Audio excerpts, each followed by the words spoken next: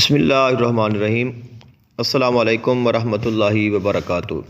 آج کی ہماری ویڈیو علم نجوم کے حوالے سے ہے، کیونکہ آج کل بہت سارے لوگ ہیں جو علم نجوم کے اوپر بات کر رہے ہیں، علم نجوم کے بارے میں تحقیق کر رہے ہیں اور ستاروں کے اوپر، بروج کے اوپر اور شرف قمر، اس کے علاوہ قمر دار عقرب، اس کے علاوہ دیگر جو سیارے ہیں ان کے شرف کے اوپر بہت ساری باتیں، بہت ساری گفتگو، بہت سارے اعمال، نقوش، الواح تیار کی جاتی ہیں۔ لوگ ان پہ بڑا یقین رکھتے ہیں، بہت بلیو رکھتے ہیں، اور اس کا جو کام کرنے والے لوگ ہیں وہ لوگوں سے بہت ساری رقم بھی لیتے ہیں، پیسے بھی لیتے ہیں اور ان کے کام کرتے ہیں۔ تو ہمیں اس کے بارے میں ہمارا جو دین ہے کیا معلومات دیتا ہے، ہمیں کیا علم نجوم حاصل کرنا چاہیے، نہیں کرنا چاہیے، علم نجوم کب سے ہے، اور اس کے ساتھ علم نجوم ہے کیا، اور جو بروج کا علم ہے وہ کیا ہے، اور بروج کے بارے میں جاننا، ستاروں کے بارے میں جاننا یہ کیسا علم ہے۔ نبی پاک صلی اللہ علیہ وآلہ وسلم کی ایک حدیث پاک ہے، نبی علیہ السلام نے ارشاد فرمایا، من اقتبس شعبۃ من النجوم فقد اقتبس شعبۃ من السحر، کہ جو شخص ستاروں سے کسی طرح کا علم یا اثر لینے کی کوشش کرے اس نے جادو کا ایک حصہ اپنے لیے اختیار کیا ہے۔ تو اس کا کیا مفہوم ہے؟ اس میں تو واضح طور پہ جو کہ سحر ہے، علم نجوم کے ساتھ، سحر کو علم نجوم کے ساتھ جوڑا جا رہا ہے اور علم نجوم سے منع کیا گیا ہے اور اس کا اثر لینے سے منع کیا گیا ہے۔ تو ہمیں پھر کیا کرنا چاہیے؟ انشاءاللہ تفصیل کے ساتھ بات کروں گا، چند ایک آپ کے منٹ لینے ہیں، مجھے یقین ہے آپ کو اس کے ساتھ بہت فائدہ ہوگا۔ اس کی ایک وجہ یہ بھی ہے کہ بہت سارے لوگ ہیں جو اب چاہ رہے ہیں کہ ہمیں بس ستاروں کا علم آ جائے، ہمارے پاس بروج کا علم آ جائے، ہم ان چیزوں کو جانیں اور ان کے اوپر بہت زیادہ یقین رکھنے لگے ہیں۔ تو سب سے بڑی ذات اللہ تعالیٰ کی ذات ہے۔ ہر خیر، ہر شر، ہر بھلائی، ہر نقصان، ہمارے لیے رزق، دولت، مال، عزت، شہرت، بیماری، صحت، زندگی، موت، خوشی، غمی، سب کچھ اللہ تعالیٰ کے حکم سے ہے، اللہ تعالیٰ کے علم میں ہے، اور اللہ تعالیٰ نے جو چاہنا ہے وہ ہمیں ملنا ہے، اس کے علاوہ ہمیں کوئی چیز نہیں مل سکتی۔ اب آتے ہیں ہم نبی پاک صلی اللہ علیہ وآلہ وسلم کا جو فرمان ذیشان ہے کہ من اقتصب، کہ جس بندے نے علم نجوم سے کچھ بھی حاصل کرنے کی کوشش کی تو اس نے سحر کی جانب جانے کی کوشش کی، یعنی کہ وہ جادو کی طرف گیا۔ تو نبی پاک صلی اللہ علیہ وآلہ وسلم کا جو فرمان ذیشان ہے وہ بے شک الحمدللہ سچ ہے، اور اس میں کوئی شک و شبے کی گنجائش نہیں ہے۔ حضور اکرم عالم صلی اللہ علیہ وآلہ وسلم نے ہمیں اس چیز سے منع کیا ہے۔ کیوں کیا ہے؟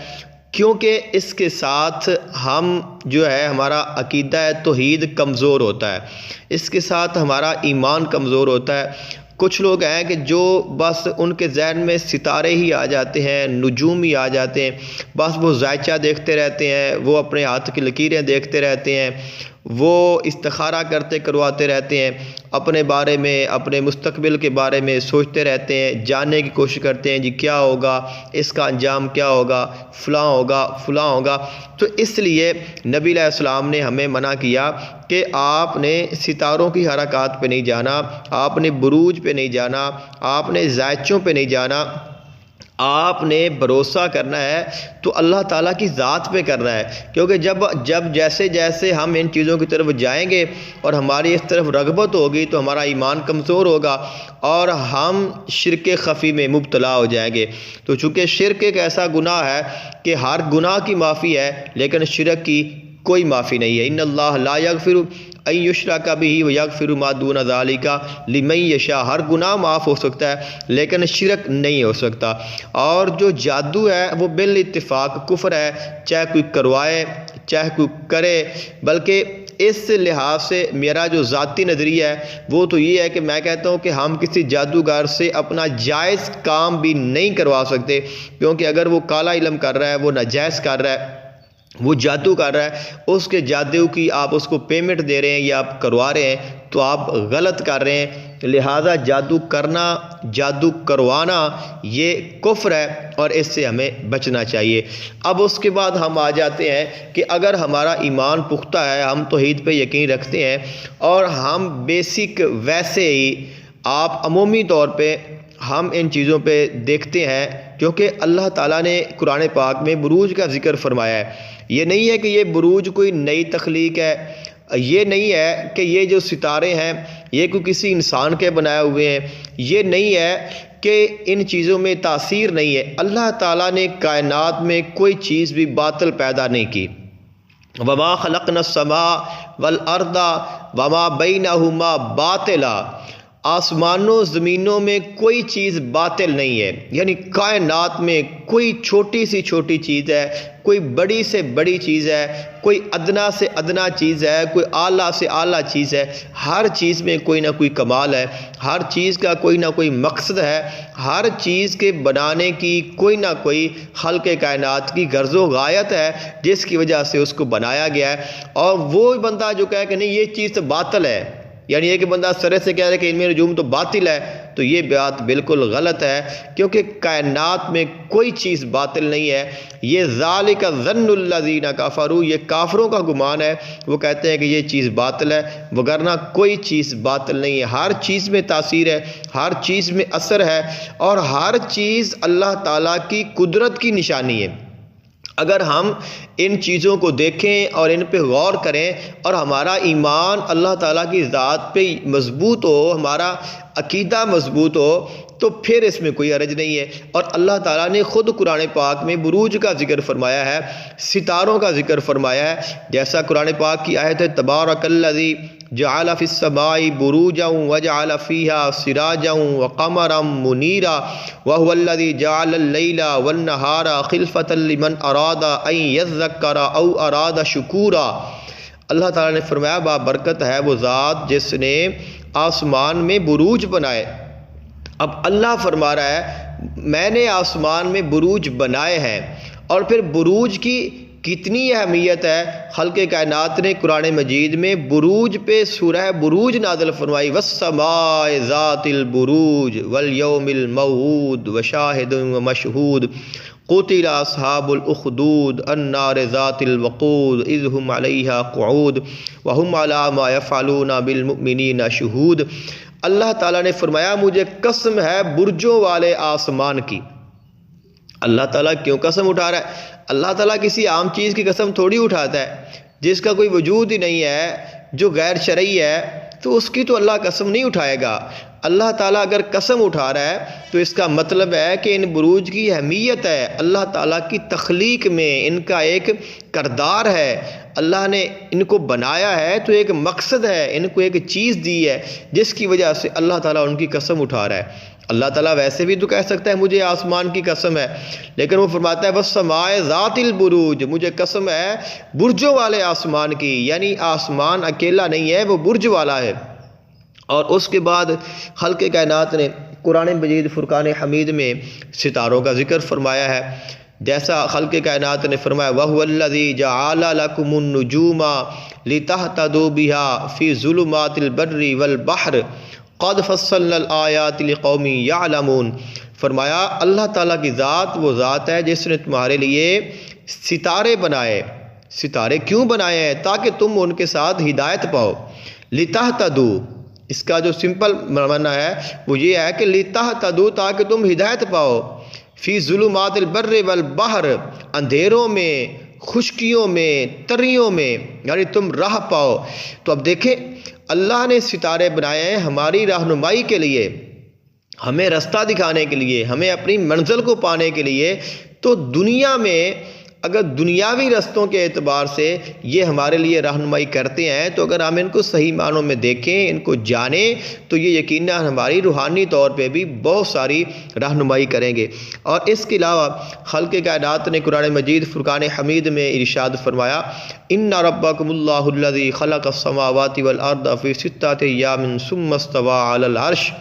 تمہارا رب تو وہ رب ہے جس نے 6 دنوں میں آسمان و زمین کی ہر چیز کو بنا دیا. پھر اس نے عرش پہ استوا فرمایا. یغشی اللیل النہار یطلب وسیسا والشمس والقمر، اور پھر اس نے سورج بنایا، ستارے بنائے. والقمر والنجوم مسخرات بامرہ، اور ستارے بنایا اور انہیں تمہارے لیے مسخر کر دیا. والنجوم مسخرات بامرہ، ایک اور مقام پہ ارشاد فرمایا کہ وَسَخَّرَ لَكُمُ اللَّيْلَ وَالنَّهَارَ وَالشَّمْسَ وَالْقَمَرَ وَالنُّجُومُ مُسَخَّرَاتٌ بِأَمْرِهِ إِنَّ فِي ذَلِكَ لَآيَاتٍ لِقَوْمٍ يَعْقِلُونَ، کہ اللہ نے تمہارے لیے رات بنائی، دن بنایا، تمہارے لیے سورج بنایا، چاند بنایا، تمہارے لیے ستاروں کو مسخر کر دیا، اور یہ اللہ کی نشانی ہے. ان فی ذالک، اس میں بے شک اس میں نشانی ہے. کن کے لیے؟ لآیات لقوم یعقلون، جو عقل رکھتے ہیں. یعنی جو ستارے ہیں اللہ نے فرمایا ہم نے تمہارے لیے مسخر کر دیے، تو اب ہمارے لیے کیا ان کو مسخر کیا ہے کہ وہ اللہ کے حکم سے ہمیں اپنی تاثیر دیتے ہیں، ہمیں اثرات دیتے ہیں. جیسے دن چڑھتا ہے، سورج نکلتا ہے تو روشنی ہو جاتی ہے، رات آتی ہے تو اندھیرا ہو جاتا ہے. اب کوئی کہے کہ نہیں یہ سورج روشنی دے رہا ہے، تو نہیں، اللہ روشنی دے رہا ہے. تو رات اندھیرا لاتی ہے، نہیں، اللہ کے حکم سے رات آئی ہے. لیکن اللہ کی بنائی ہوئی مخلوق ہے، سورج نہیں آئے گا تو دن کیسے نکلے گا، روشنی کیسے ہوگی؟ چاند نہیں نکلے گا تو کیسے روشنی ہوگی؟ ستارے نہیں ہوں گے تو آسمان کیسے روشن ہوگا؟ تو یہ خود تو روشن نہیں ہے، لیکن اللہ نے ان کو روشن کیا ہے. تو اب ایسے ہی ہے، ایک انسان کاروبار کرتا ہے، اس کی ایک ہر چیز کے بنانے کی ایک وجہ ہے، ایک اثرات ہے، ایک چیز ہے، اس میں ایک تاثیر ہے. ہم دوائیاں استعمال کرتے ہیں، کیوں استعمال کرتے ہیں؟ ہم اگر روٹی کھاتے ہیں تو اس کا اور اثر ہے، ہم فروٹ کھاتے ہیں تو اس کا اور اثر ہے، ہم گوشت کھاتے ہیں تو اس کی اور تاثیر ہے، ہم دال سبزی کھاتے ہیں اس کی اور تاثیر ہے، ہم اگر خشک میوہ جات کھاتے ہیں ان کی اور تاثیر ہے، ہم پانی پیتے ہیں تو اور تاثیر ہے، ہم زمزم پیتے ہیں تو اور تاثیر ہے، ہم دودھ پیتے ہیں تو اس کی اور تاثیر ہے، ہم شہد کھاتے ہیں تو اس کی اور تاثیر ہے. تو ہے تو سب کچھ دینے والا اللہ ہے، صحت تندرستی دینے والی ذات اللہ تعالیٰ کی ہے. لیکن ہم کیوں چیزیں استعمال کرتے ہیں؟ ان چیزوں میں تاثیر الگ الگ کیوں ہے؟ خشکی، جب گرمی ہوتی ہے تو ہم اور چیزیں کھاتے پیتے ہیں، جب سردی ہوتی ہے تو ہم اور چیزیں کھاتے پیتے ہیں، ہمیں اگر طبیعت خراب ہو جائے تو ہم اور خوراک استعمال کرتے ہیں، اگر ہم ٹھیک ہوں تو ہم اور خوراک استعمال کرتے ہیں. تو یہ چیزیں کیوں ہیں؟ ان میں تاثیر کیوں ہے؟ یہ تاثیر کہاں سے آ گئی؟ یہ تاثیر کس نے دی؟ اللہ نے دی ہے. تو اب ہر چیز اللہ کی بنائی ہے، ایسے ہی ہر چیز میں تاثیر ہے، ہر چیز کا اثر ہے، ہر چیز میں اللہ تعالیٰ نے ایک راز رکھا ہے. تو ایسا ہی راز اللہ تعالیٰ نے آسمانوں میں بھی رکھا ہے. دیکھیں زمین میں اتنے راز ہیں تو آسمان میں کیوں نہیں ہوں گے؟ سیدنا علی المرتضیٰ شیر خدا کرم اللہ وجہ الکریم، آپ جب ارشاد فرماتے تھے کہ مجھ سے پوچھو، مجھ سے سوال کرو، تو آپ فرماتے تھے مجھ سے آسمانوں کے بارے میں پوچھو، آسمان کے رستوں کے بارے میں پوچھو، تم زمین کے بارے میں پوچھتے ہو. تو اس کا مطلب ہے کہ آسمانوں میں زمین سے زیادہ راز ہیں، اور وہ جو راز ہیں وہی بروج ہیں، وہی سیارے ہیں، وہی چاند ہے، وہ سورج ہے، وہ ستارے ہیں، وہ سیارے ہیں. یہ اللہ تعالیٰ کا نظام کائنات ہے. اور حضور عقائد عالم صلی اللہ علیہ وآلہ وسلم کا فرمان ذیشان ہے. آپ فرماتے ہیں صبح شام دعا پڑھا کرو، بسم اللہ الذی لا یضر مع اسمہ شیء فی الارض ولا فی السماء وہو السمیع العلیم، کہ میں اللہ تعالیٰ کے نام سے شروع کرتا ہوں. لا یضر، کہ نہیں کوئی نقصان پہنچا سکتی اللہ تعالیٰ کے نام کے ساتھ، یعنی میں نے اللہ کا نام لے لیا ہے، اب مجھے کوئی چیز ضرر نہیں پہنچا سکتی. فی الارض ولا فی السماء، جو زمین میں ہے اور وہ بھی جو آسمان میں ہے.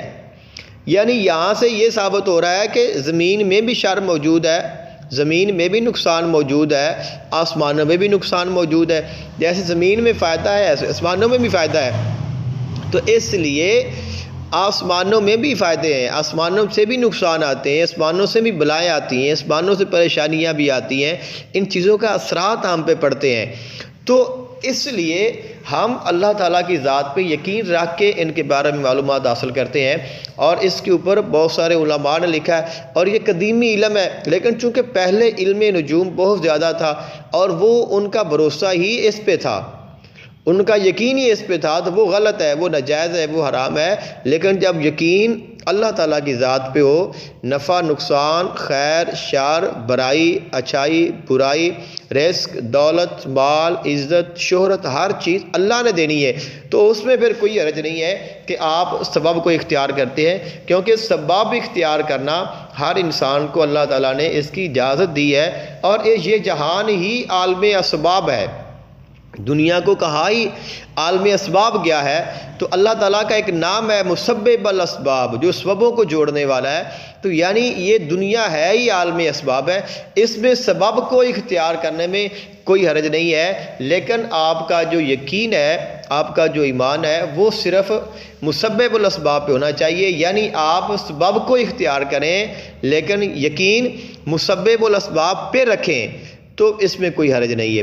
اس لیے ستاروں کے بارے میں معلومات، بروج کے بارے میں معلومات، اور پھر ان کی تاثیر، ان کا نحس، ان کی چال، ان کا شرف، ان کا حبوط، تو یہ چیزیں جو ہیں یہ ایک علم ہے، اور یہ ایک علمی طور پہ ہے، جیسے دیگر علوم ہے، جیسے ہم دیگر معلومات حاصل کرتے ہیں، جیسے ہم بارش کے بارے میں ہے، جیسے دھوپ ہے، جیسے سردی ہے، تو ہم دیکھتے ہیں کہ دھوپ ہے تو ہم سائے میں کیوں جاتے ہیں، تو ہمیں تو نقصان تو اللہ نے دینا ہے، پھر ہم دھوپ سے کیوں بچتے ہیں، جب ہمیں ٹھنڈ لگتی ہے تو ہم دھوپ پہ کیوں بیٹھتے ہیں، اگر ہمیں گرمائش دیں تو اللہ نے دینی ہے، لیکن ہم ٹھنڈ میں کیوں ہیٹر کا استعمال کر رہے ہیں، ہم کیوں گرم کپڑے پہن رہے ہیں، گرمیوں میں ہم کیوں عام کپڑے استعمال کرتے ہیں، باریک کپڑے پہنتے ہیں، ہم کیوں اے سی استعمال کرتے ہیں، ہم کیوں ٹھنڈا پانی پیتے ہیں، ہم کیوں مشروب پیتے ہیں، تو یہ ساری چیزیں کیوں ہیں، گرمیوں میں ہم گرم چیزیں کیوں استعمال کرتے ہیں، ہم اچھی خوراک کیوں کھاتے ہیں، کچھ میوہ جات کیوں کھاتے ہیں، ہم ان چیزوں پہ کیوں بلیو کرتے ہیں، اللہ پہ کیوں نہیں کرتے، تو ہم کہیں کہ نہیں یہ تو اللہ تعالیٰ کا سبب ہے، یہ نظام کائنات ہے، تو یہ بھی ایک نظام کائنات ہے، اس میں اگر بندے کا یقین کامل ہے، اس کا یقین ہے اور اس کو اللہ تعالیٰ کی ذات پہ کامل بھروسہ ہے، تو اس میں کوئی حرج نہیں ہے، لیکن اس چیز کو صرف اس کو اپنا ایمان بنا لینا، اس کو کہنا کہ بس یہی سب کچھ ہے، تو یہ غلط ہے۔ جیسے بہت سارے لوگ ہیں جو تعویذات میں، عملیات میں سات کا خیال کرتے ہیں، وقت کا خیال کرتے ہیں، تو یہ ساتوں کا خیال کرنا، بروج کا دیکھنا، سیاروں کا دیکھنا، یہ اچھی بات ہے، ان کی تاثیر بھی ہوتی ہے، ان کے اثرات بھی ہوتے ہیں، ہم نے دیکھے ہیں، ہم نے محسوس کیے ہیں، لیکن ان میں جو اثرات آ رہے ہیں، ان میں جو تاثیر آ رہی ہے وہ ان کی ذاتی نہیں ہے، وہ اللہ کی عطا ہے۔ تو جب ہمیں پتہ ہے کہ سب کچھ اللہ کی عطا ہے، اور پھر ہم اس جہان میں، اس نظام میں، اس کائنات پہ غور و فکر کرتے ہیں، اور ہم ان کے فائدے، ان کے نقصان، ان کی اچھائی، ان کی بلائی، ان کا شرف، ان کا حبوط، اس چیز کو دیکھتے ہیں، تو اس میں کوئی حرج نہیں ہے، کیونکہ یہ ایک علم ہے، اور یہ بھی وہ علم ہے، یہ وہ چیزیں ہیں کہ جن کے بارے میں اللہ تعالیٰ نے خود قرآن پاک میں ذکر فرمایا ہے، تو اسی لیے ہی ذکر کیا ہے کہ آپ جائز علم کو حاصل کریں، اور جو غلط ہے، جو ناجائز ہے، وہ حرام ہے، ہم اس کے اوپر کبھی بھی نہیں کہیں گے کہ وہ صحیح ہے۔ اللہ تعالی ہمیں عمل کی توفیق عطا کرے، آمین۔ السلام علیکم ورحمۃ اللہ وبرکاتہ۔